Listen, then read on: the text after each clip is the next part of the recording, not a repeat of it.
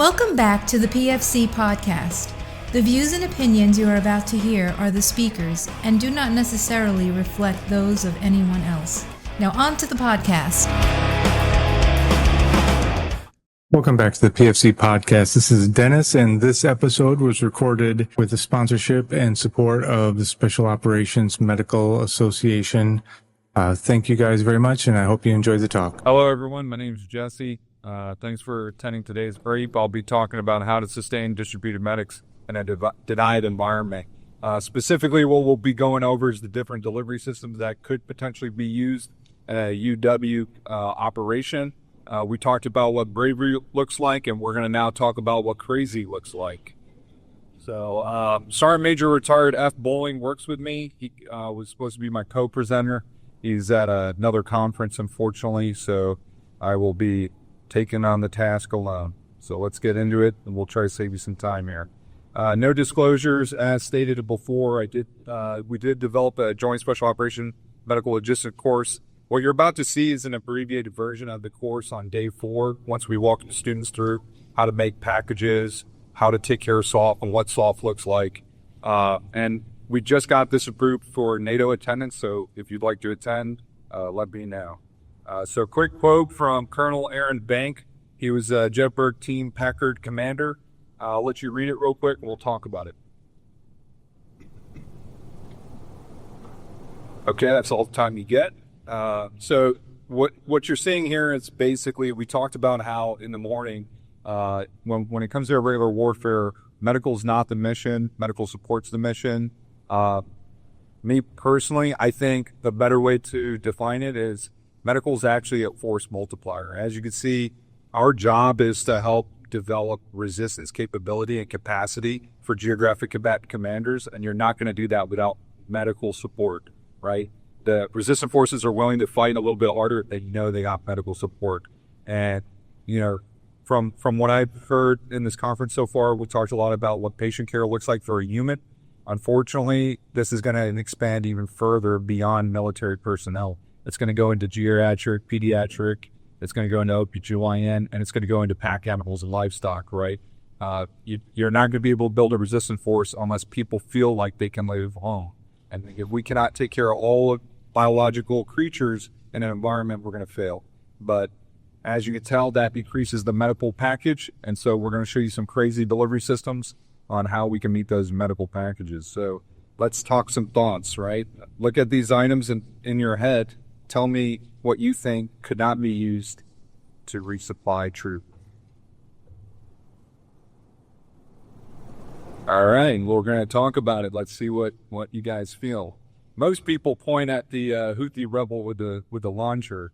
So if that's your thoughts, we'll go over it.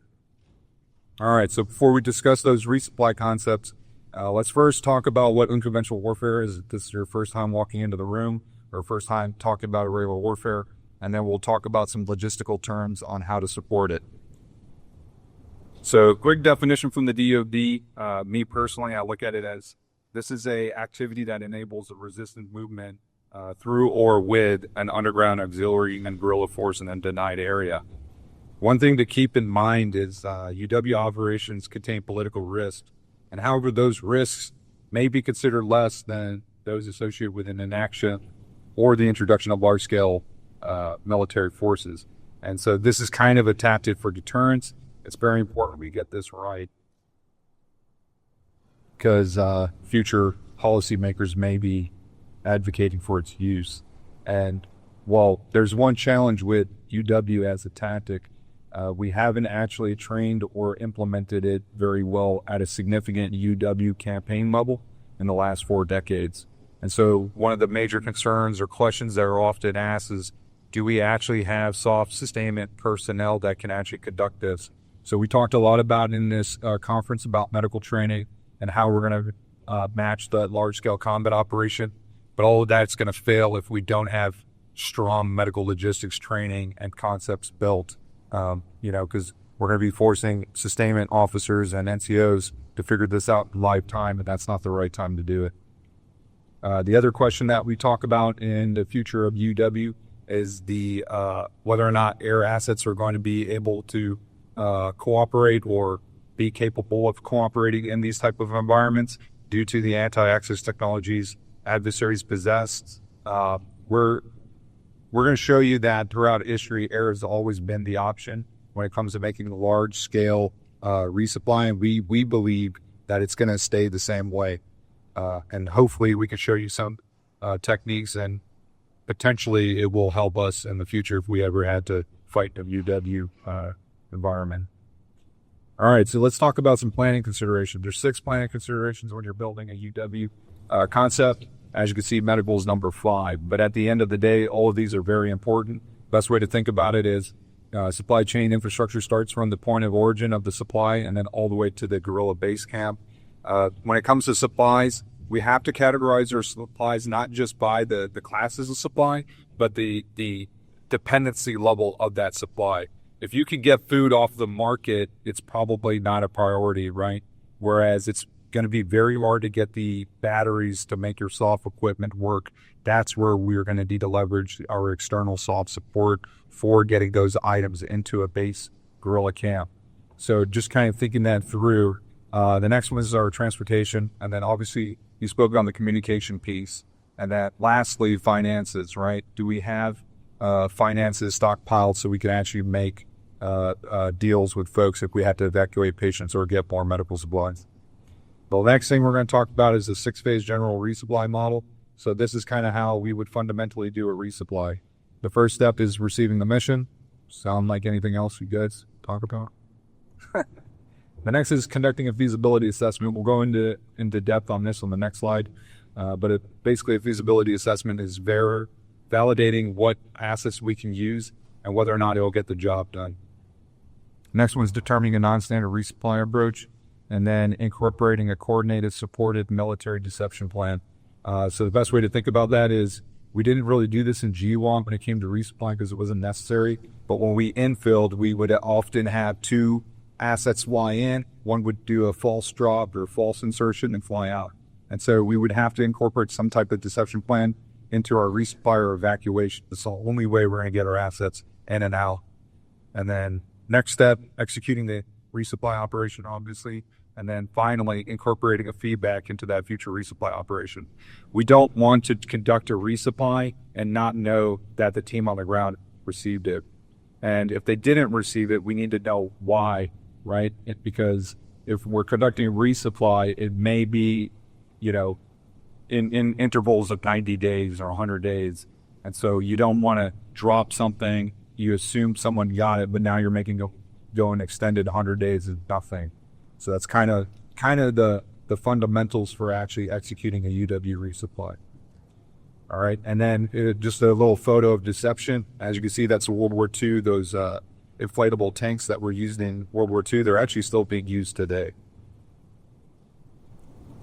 Okay, so I mentioned how step 2 is then feasibility assessment. So what does that look like? There's 4 steps, starting with security situation and then working all the way down to the status of guerrilla force.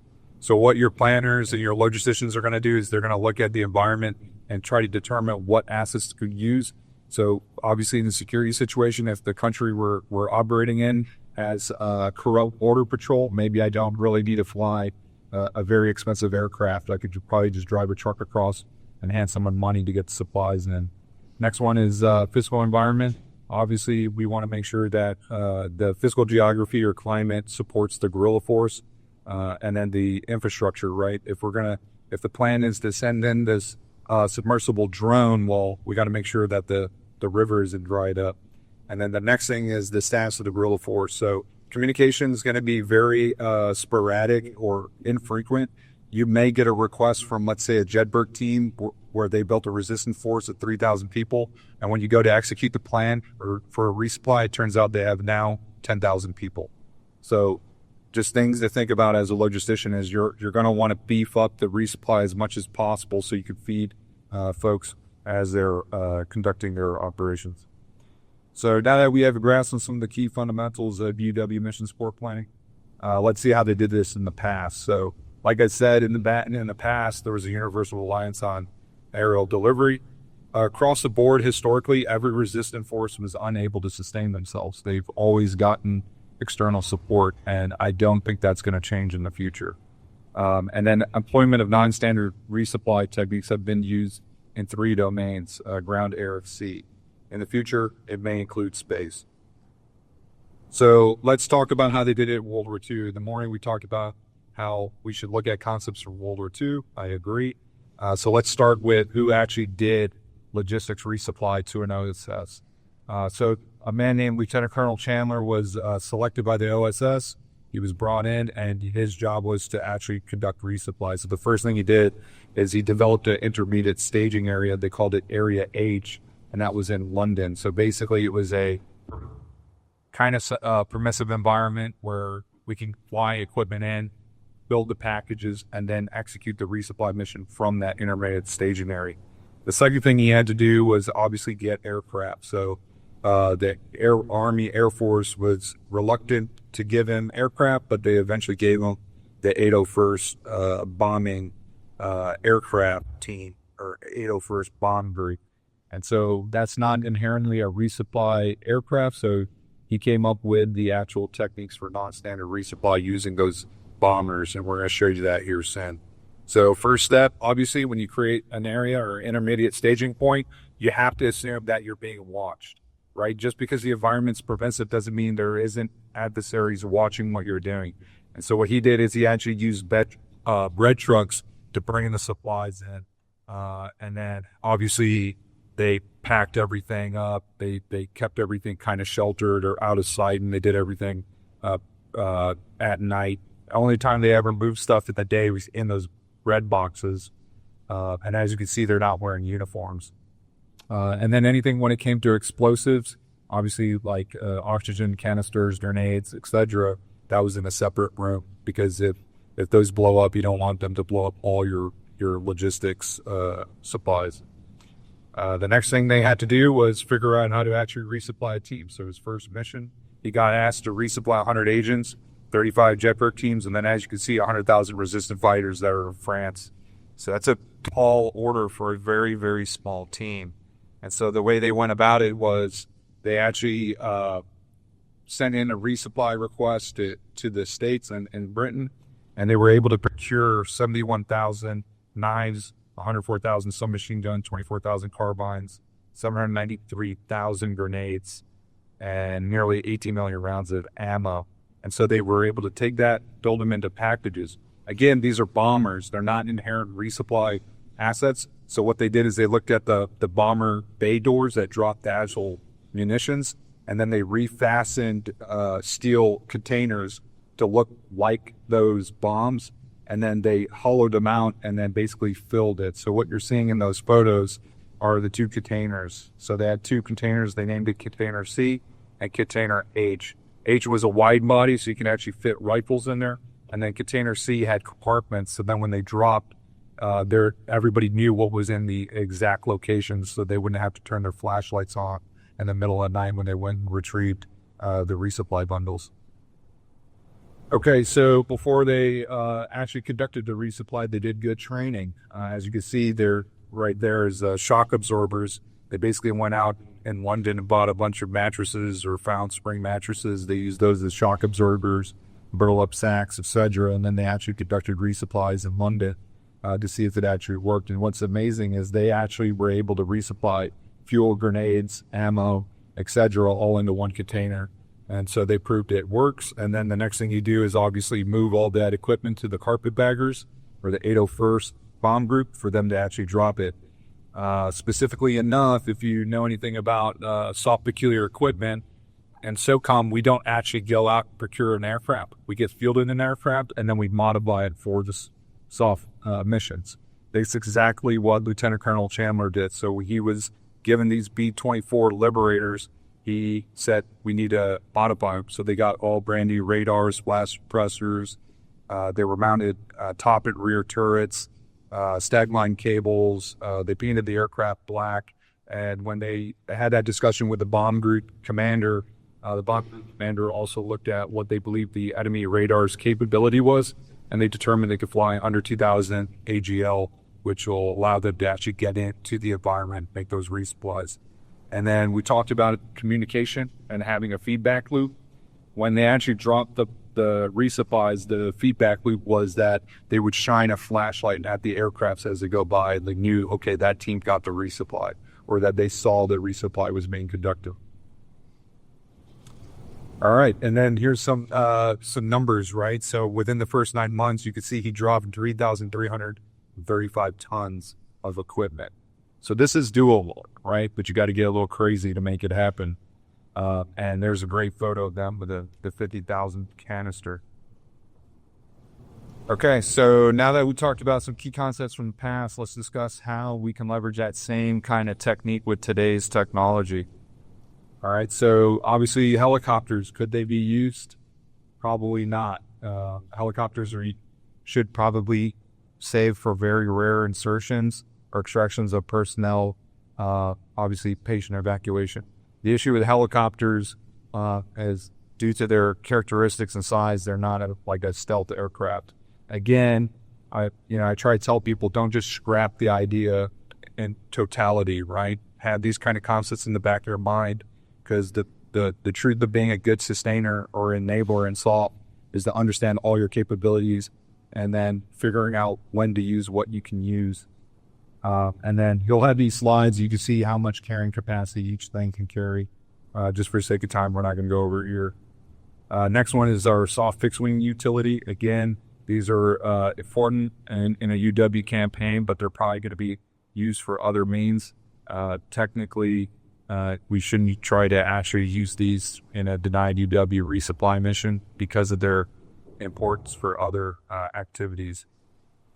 And then if you're not familiar with JPATs is another technology that I wanted to mention for obviously the next slide. But basically what a JPAT system is a computed delivery system that helps get the payload to where it needs to be.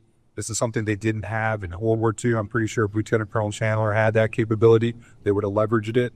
And so why am I showing you this? Well, potentially we could probably use it on the bombing canisters if we were to try to use stealth aircrafts in the future. So the two stealth aircrafts that you see up here in our arsenal are the F-35 and the B-2. Now, if you could create a training event where you're going to conduct resupply with this, I will pay for my own flight to come out and see it because it's a little crazy. But again, the concept's here, right? We don't know what the future looks like. And if we need to feed folks on the ground, we're going to have to come up with ways to do it. As you can see in here, that F-35 can carry about 4 GPU-39s. That B-2 could carry about 80 GBU-38s. And you're probably asking, what are those? Great question. Here you go. So again, the same concept. How do we take those canisters or the same shapes, fasten them into an aircraft, and then deliver them? The Air Force doesn't deliver munitions with a parachute, so maybe the concept here is how do we develop something in our science and technology departments that can drop munition with a parachute that also has resupply bundles in it. And so the concept in my mind is if we're going to have to do deception plans, potentially we could do a sortie that is running an attack mission, but also drops off supplies for folks on the ground. And then the next concept we need to talk about is aerial drone utility. So this is a big concern in the medical field for two reasons. One, when we talk about blood, there's a thought that blood will hemolyze if we deliver it via drone. There's actually a study that was conducted in Africa over 3 years that showed 1% of all the blood that was delivered by drone actually was damaged. And I believe it was 7,000 units that they were able to deliver in those 3 years. And then the next concept is whether or not we would use robot-assisted casualty evacuation, or RASEVAC, as you see up on the slide, because of en-route care. And there's a historical study conducted to show that 55% of all patients that were evacuated did not actually need life-saving interventions. And so this could be a potential for future evacuation. All right, so next thing is artillery or rocket shell delivery. Now, a UW operation could very easily become a hybrid warfare operation and get very messy. And when that happens, it's going to be extremely difficult to get hands on expensive smart type technology. And so we may need to resort back to what I call dumb tech ideas. So the two photos you see up there, we'll start on the right. That's a photo from World War II when soldiers were pinned down by the Germans. Artillery unit actually found a way to resupply that with a 155 howitzer shell. And then on the left is a Houthi special rocket-assisted canister. And what was interesting about that picture is it was from an interrogation from their strongest logistician, if you will, who basically was asked, how are you feeding your troop when they're in a denied environment? And after some time, he revealed that they were packing baby powder and other types of supply into rocket canisters and then firing them into the environment. And then at night, their infantry folks are obviously going out collecting that resupply bundle. Okay, and this is Renault, the seaborne delivery. So what you're seeing in front of you is that Proteus mini submarine that Patel created. This actually was able to travel 350 nautical miles on its own. It's actually big enough to hold 4 people, and that could potentially be an option. And then my favorite topic is overland delivery, right? The ancient art of smuggling. So this is a potential. Again, if we start using pack animals as medical planners, have we, actually calculated the requirement to support pack animals? And this is a conversation I had in the SOCOM surgeon cell as they were updating the ATP for training at the schoolhouse, was whether or not we should bring back that livestock or pack animal training to the 18 Delta. Does the 18 Delta have the understanding or the knowledge base to know when a pack animal is diseased or infected? The worst case scenario is you're doing a resupply and halfway through your mule dies. So things to think about. All right, and then the next one is subterranean delivery. So the cartels use this very well. Hamas uses this very well. Just to kind of put a number on it, dollar-wise, there was a tunnel that was mounted from California to Tijuana that was over 2,200 yards, and it cost about $1 million to create. Again, when we're talking about a resistance force of developing resistant capability, we may have to go underground. This is specifically becoming important in the Indo-PACOM AOR, as a lot of islands can easily get contested and locked in. And number 2, drones are going to find you on overland environments. All right, so now let's discuss some ways to leverage some other ideas that maximize your support. So how do we reduce the logistics demand? So in the beginning, we talked about categorizing your supply based on its dependency, right? If I'm going to resupply and I only got one chance to resupply, I need to fill that canister with what is actually needed because the environment isn't producing that supply, right? I don't want to fill the whole thing with bananas when really you can probably get food off the market or off the environment. You're probably going to need batteries more so for that soft technology. And then advanced manufacturing. This is another topic we're trying to cover in SOCOM Surgeon Cell. Advanced manufacturing is kind of, in my opinion, we're a little behind on this, but I think this is the way ahead. We need to start being able to develop actual medical supplies via AM. We need to start testing it, and this is a potential for actually building supplies in a denied environment. Next one is reducing your power requirement.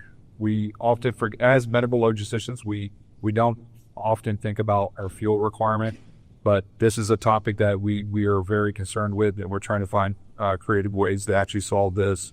And then the last one, in the morning, we talked about combat feeding, and this is often kind of not thought of in the medical world, but this could be the balancing effect for your guerrilla force and whether or not they'll have the competitive edge over an adversary. So as medical providers, Barry, I think medical providers should now start thinking about combat feeding, right? If we're going to be in a prolonged denied environment, do we have the means to actually stay nutritionally healthy enough to actually fight a resistance or fight an adversary. And then the last point is, no matter what we do, you're eventually going to run out of supplies. Do we have training and an understanding of how to recycle our medical supply? And so this is a photo from Ukraine of them actually recycling tourniquets and bandages. And some of the docs out there found a way to recycle needles, actually resharpen them, re-sterilize them. And so we could do everything right.